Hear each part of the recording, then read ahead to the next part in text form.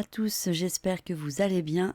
Je vous retrouve pour vous raconter l'histoire d'une abonnée et d'une amie qui s'appelle Annette. N'hésitez pas, vous aussi, si ce format vous plaît, de me contacter, de m'envoyer vos histoires, même s'il n'y a pas d'image, même s'il n'y a pas de vidéo, mais s'il y a les deux, ça sera avec plaisir, ça sera un plus pour la vidéo. Alors, cette histoire, Annette était enceinte de sa fille et elle habitait à l'époque à Chalon-sur-Saône.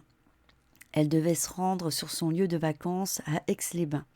Elle devait donc prendre le train et c'était au mois d'août. Donc on imagine bien que être enceinte, prendre le train, surtout au mois d'août, il fait quand même assez chaud. Et elle était enceinte de 7 mois et elle avait donc un couffin avec elle car il y avait son fils qui avait 10 mois. Et elle nous dit bien qu'on imagine qu'essayer de monter dans un train qui est plus que bombé en août, en plus en étant enceinte avec un bébé de 10 mois, c'est pas facile.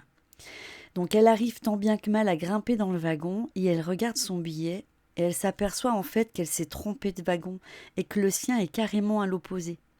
Elle ne pouvait pas bouger dans le train parce que les gens ne pouvaient pas passer une main et elle commençait à paniquer.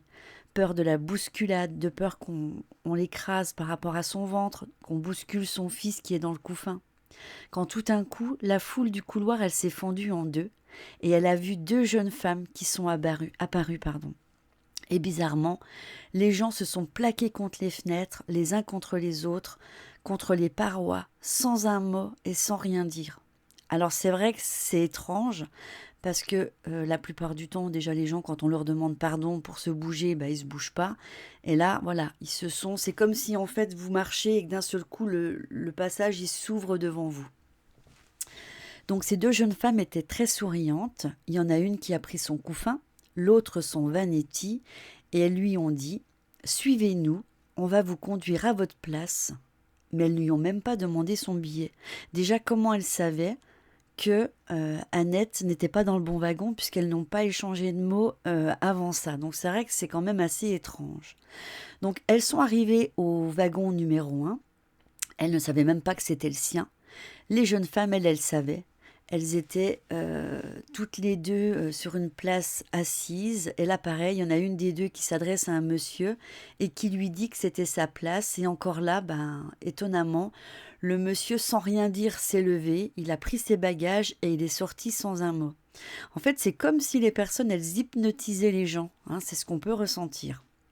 Alors ensuite, Annette, elle me dit, elles m'ont installée en me disant que si j'ai besoin, elles sont juste à côté.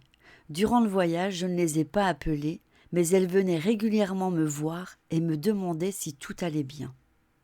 Arrivé à Aix, le train s'arrête pas très longtemps.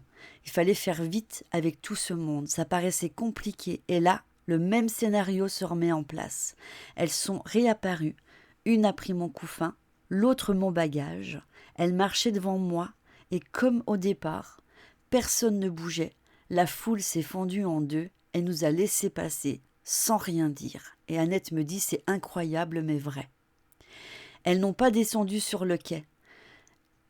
Non, elles l'ont descendu sur le quai, elles sont remontées dans le train, apparues à une fenêtre en me disant doucement « Tout ira bien ». J'ai voulu les remercier, mais quand j'allais le faire, elles ont disparu. Et bizarrement, dans le couloir, la foule s'est agitée, comme si tout redevenait normal. Ce moment magique était parti, et il avait eu lieu pour moi. Quand ma fille a été grande, je lui ai raconté notre histoire et elle m'a dit « Maman, ce sont deux anges qui se sont matérialisés pour t'aider dans ce moment-là. Parce que sans eux, tu n'y serais pas arrivé. C'était ton ange et celui de son frère qui s'appelle Pascal. Et j'ai su qu'elle avait raison. » Et elle me dit « Tu vois Stéphanie, cette belle histoire m'a suivie toute ma vie et en te l'écrivant aujourd'hui, les larmes coulent encore tellement ces deux anges m'ont marquée. » Écoute Annette, je te remercie du plus profond de mon cœur pour cette histoire qui est magnifique. Et effectivement, je ressens comme toi. Pour moi, c'était tes anges qui sont venus prendre soin de toi, qui ont senti ta détresse et qui se sont manifestés. Tu as une chance énorme. C'est un souvenir qui est magnifique. Et j'espère qu'il restera gravé dans ta mémoire toute ta vie. En tous les cas, voilà, encore une fois, merci. J'ai adoré cette histoire. Même moi, j'avais l'œil qui pétillait. C'est trop bon. Ce serait cru dans un conte de fées. Donc, je vous invite vraiment tous à me faire parvenir vos histoires. Que ce soit des histoires paranormales, que ce soit des histoires avec vos guides, avec vos anges, ou quelque chose qui est arrivé qui est étrange. N'hésitez pas, contactez-moi. Surtout si vous aimez ce format de vidéo.